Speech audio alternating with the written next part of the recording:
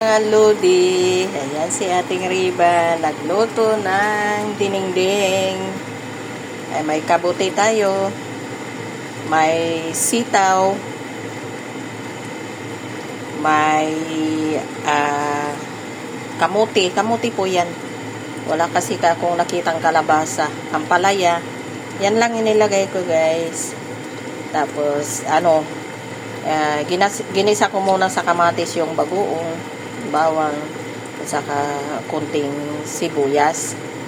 Ayan yung tubig niya. Hindi na natin pwedeng damihan. Ay, napakulo ko na, naihalo ko na. Ayan. Naihalo na ni ating Riba. Ayaw kong halo ng halo. At kahit na madurog yung kamote natin, masarap siya guys. At gustong gusto ko rin yung talagang durog siya. Ayan, nadurog na siya. Para masarap yung kanyang sabaw. Lutuin lang natin konti. Lalagay na natin yung sahog. Hindi na natin kailangan na ilagay doon sa loob.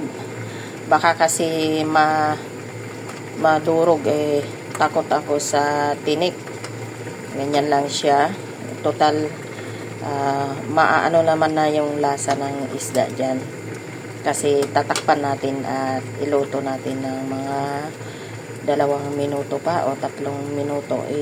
Lang natin yung isda para hindi siya matigas. Ganyan lang po yung pagluto ni ating Riba. Takpan na natin at maluluto na siya dyan. Pabayaan lang natin dyan. Sarap siya. Yan ang ulam natin ngayon, tanghalian. Siyempre, palaging kahati ang aking best friend. Thank you for watching. God bless.